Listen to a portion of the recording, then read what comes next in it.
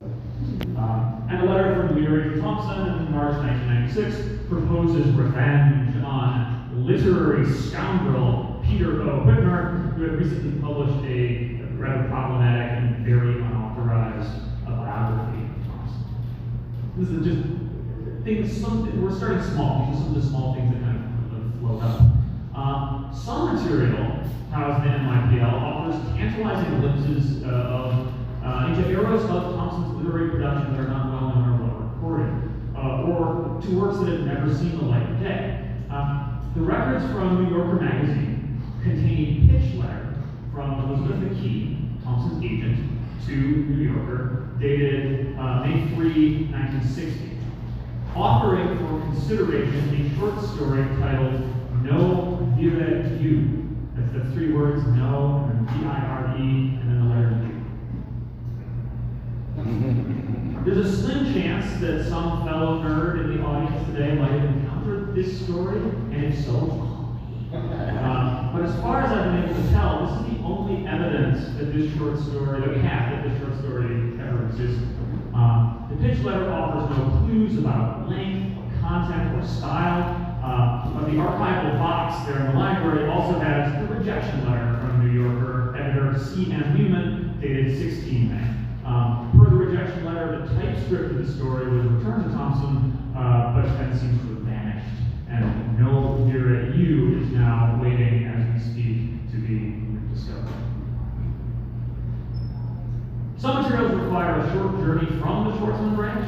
The archives of the music division are held at the library for the performing arts branch. Just a brisk 2-mile trot from the Schwartzman building, northwest up Broadway. Hook a slight left in Columbus Circle, hard left on West 62nd, then up Amsterdam for 2 blocks. And that's where you can find the David Amram papers. And if you were lucky enough to attend the Gonzo Ball, yes, that's the same immortal David Amram whose papers I was honored to rifle through some years ago. And among all the fascinating papers there, and there are many appropriately reflective of the life and work of a fascinating man, you can find a draft of Amram's tribute to Thompson, originally composed for inclusion in Upbeat 9 Lives of a Musical Cat.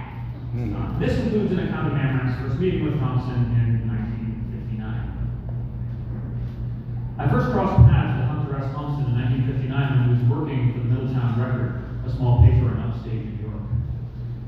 Hunter was staying on the west side of Route 209 in Cutterbackville, New York. All that was there was a tiny roadside store called the Huguenot Superette. I used to come from a mile from where I lived to that store to get provisions for the week.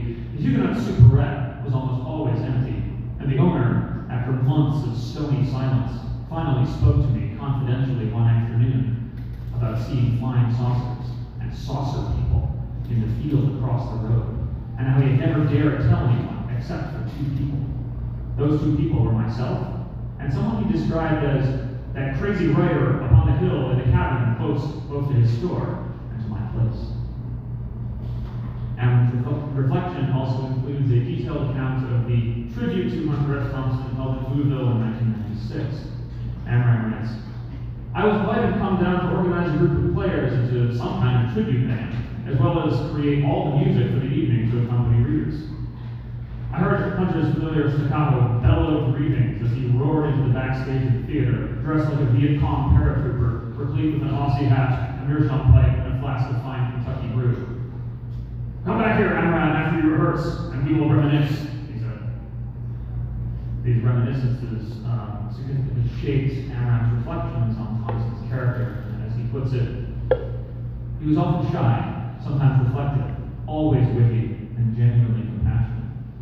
Ironically, he found out that to his amusement and occasional despair, his wild, crazy, and often outrageous public persona was adored by many, and being a wild man in public allowed him to retain most of himself, to draw upon when he retreated to the solitude of writing each day.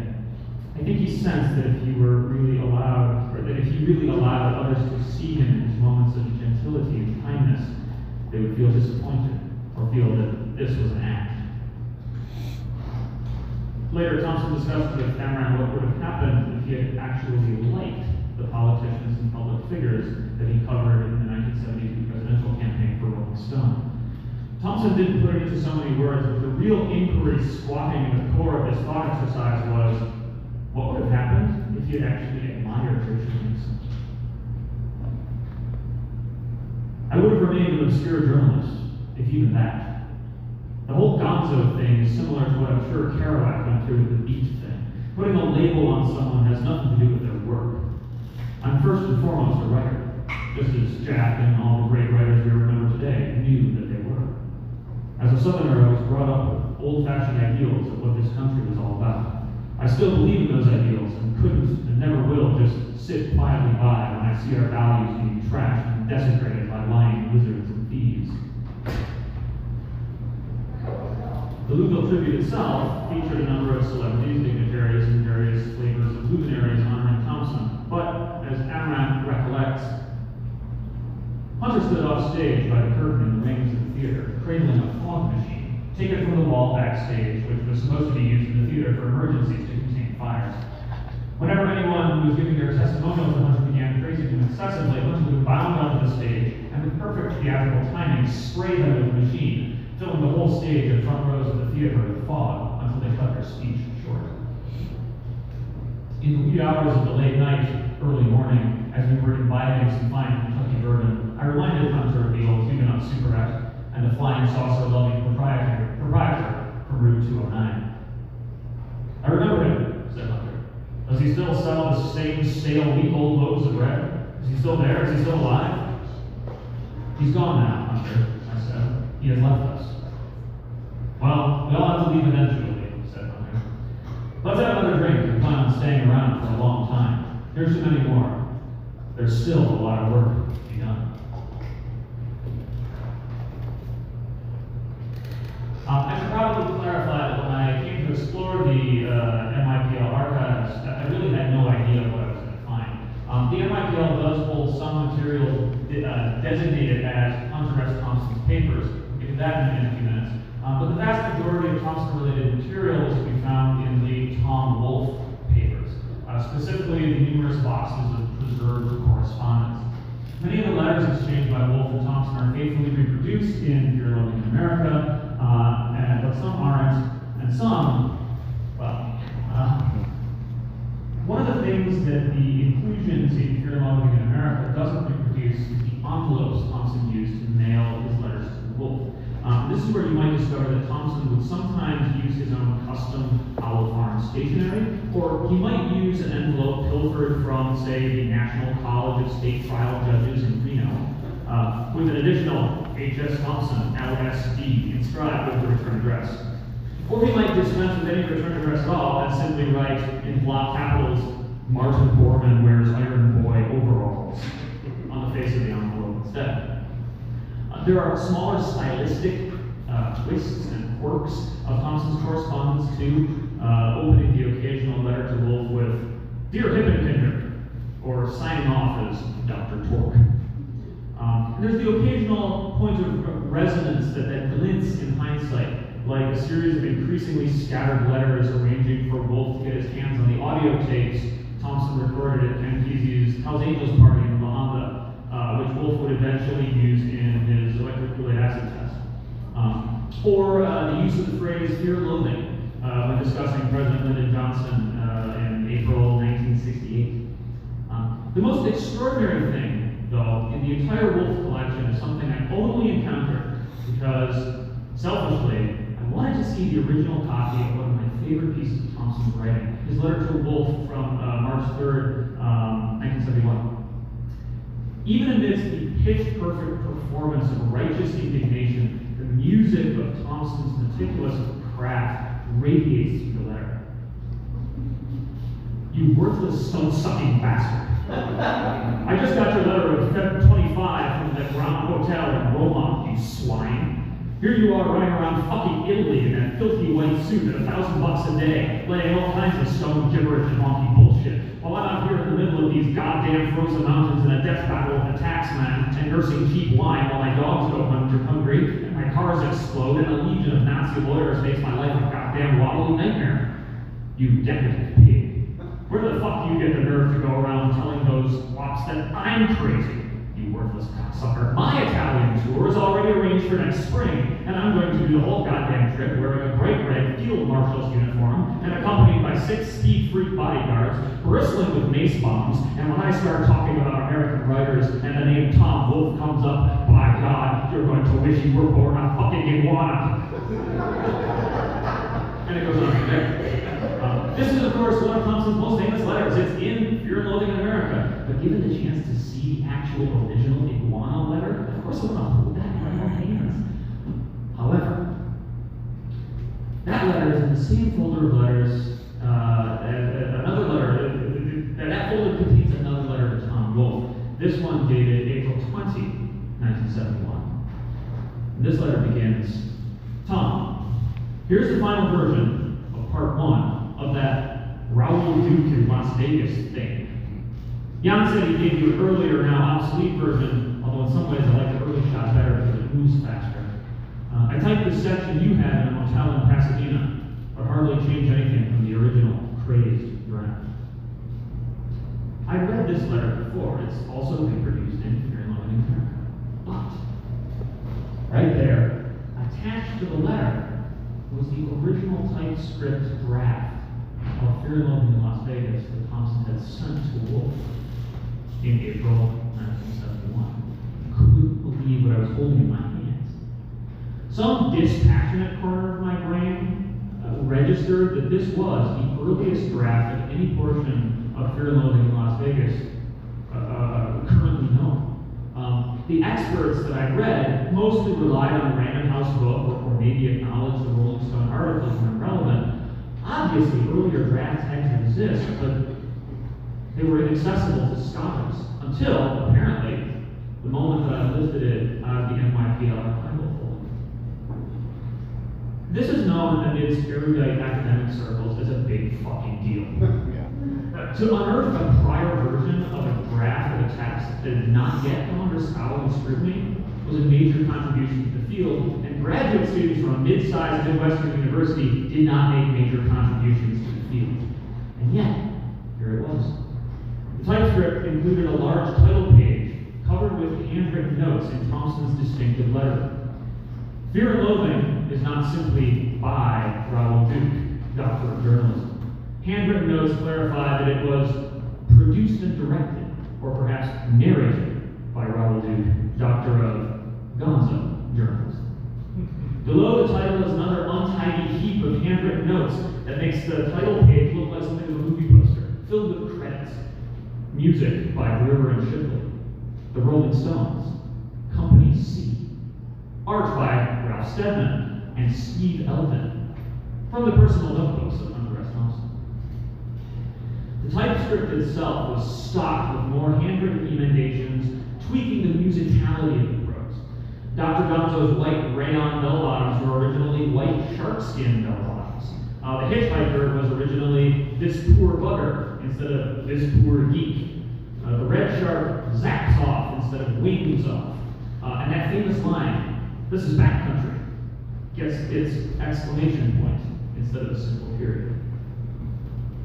Besides these handwritten notes, the typescript included an entire paragraph that was excised not just from the book, but also from the Rolling Stone version.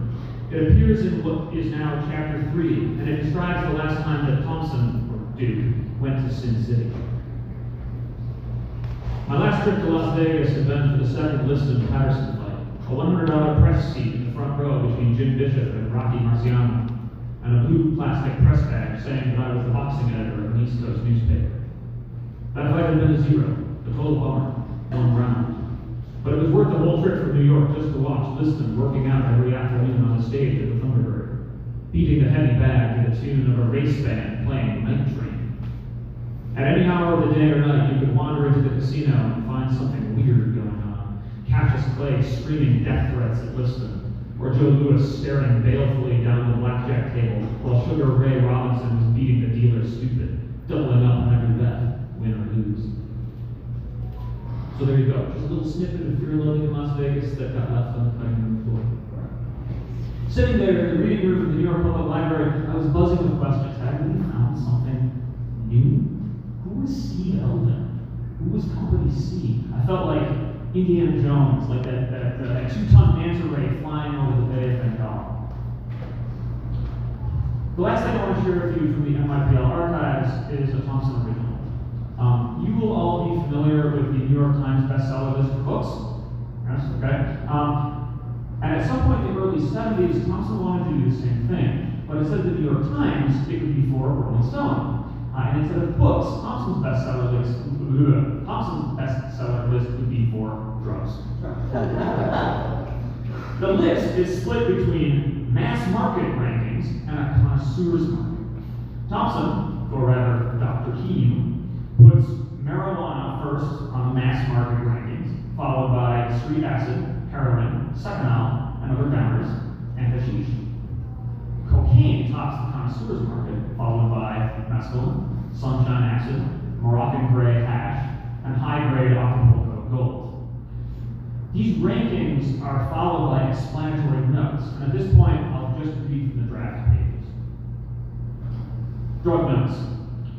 Items of special interest in random drug intelligence, warnings, recommendations, new developments, regional oddities, etc. A. Marijuana is so massively popular, and also massively available, that we considered leaving it off the list entirely. Grass is the beer of the drug culture, a perennial and inevitable number one. But we decided to include it, for good or ill, in the mass market listings, where the word marijuana precludes any references to quality, type, or origin. Most grass available today, with rare exceptions, is domestically grown. In most cases, domestic grass is about like most home brew. It is strong enough in quantity to get almost anyone stoned, but it rarely gets high. This is the qualitative difference, then, between the bulk marijuana and mass market listings and the hard-to-get high-grade grass that appears under geographic branding headings in the connoisseur's market. This general analysis of the national drug market is based on reports obtained from dealers, users, doctors, victims, and other selected correspondents from the drug culture on both coasts, as many points as possible in between. The bestseller list is necessarily general, reflecting sales and use on a nationwide basis, rather than regional fads or other oddities, which we hope to include as comprehensively as possible in the drug notes. In other words, if Chicago is suddenly flooded with sunshine at 50 cents a hit, that doesn't mean that sunshine will rocket to the top of the bestseller list, unless the same flood tide also reaches New York, New Orleans, and the West Coast. Given the circumstances, we will always be needful of new and reliable information regarding local markets, particularly until we establish a network of correspondence from coast to coast. Nominal payments will be available for key people, but this is definitely not a money gig for anybody.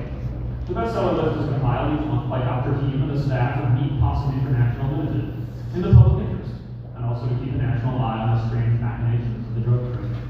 Dishonest drug dealers will be exposed by name if circumstances warrant.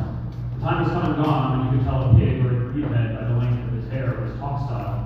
A long-haired shithead who sells a mixture of speed, nutmeg, and acid as mescaline is no better than a short-haired shithead who sells used Fords with cracked blocks. Our regular correspondents in all cities will keep track of ugly dealers, in addition to watching sales trends, tastes, prices, quality reports, and other pertinent information. The bestseller list, along with drug notes, was conceived with the idea of creating a sort of national clearinghouse for drug information for anyone who's interested, including the mafia and the FBI. And any information we can obtain from these sources will also be posted. In addition to our general information network, we also have drug testing labs in several cities. Anyone who feels the need for an impartial lab analysis of any pill, powder, or other substance can send a sample of the product to Dr. Keene, care of Rolling Stone, 625 3rd Street, San Francisco, California. No samples will be returned to us or to the sender, and none should be sent with names or return addresses. If you live in Detroit, for instance, and you have a pound or 100 bits of a substance you want analyzed, send a sample, as little as possible. The whole point of the bestseller list is to keep it up to date and reliable. If a wholesaler in Buffalo, for instance, has 10,000 hits of sandals acid that were originally obtained in a savage transaction at Kennedy Airport in 1965, this information might possibly be interesting to somebody in Malibu or Oakland. Perhaps not. In any case, the bestseller list will not serve in any way as an advertising or contact medium. But if we get reliable information that Buffalo is flooded with sandals acid, well, that's news. At the same token, if we get a series of reports that somebody calling himself Jack the Ripper is running a series of burns from Miami to Atlanta and Chicago, that's news too. And maybe by publishing a general description and warning, we can save somebody in Madison a lot of grief. And question of legality via the drug market is beside the point. The market exists on a massive scale, and the fact that it's illegality is perhaps the main reason why more and more people are getting burned and fucked up by a mushrooming big business drug culture that, unlike some of us, they never had the time to understand. The thing about archives is that there's always more. You can drink and smoke and snort all you want, but for me, the best high will always be walking into an archive and not knowing what I might find in it. And for that, I am an addict. My career, my life will always bend towards that next hit. The next time I can walk into a library for maybe one more lick of God's teeth. I don't do this just for my own personal things. Preserving Thompson's work, his legacy, his words, his music for the next generation, and the next generation, and the next generation, and the next. That's really why I do what I do. But there's still a lot of work to be done. Thank you.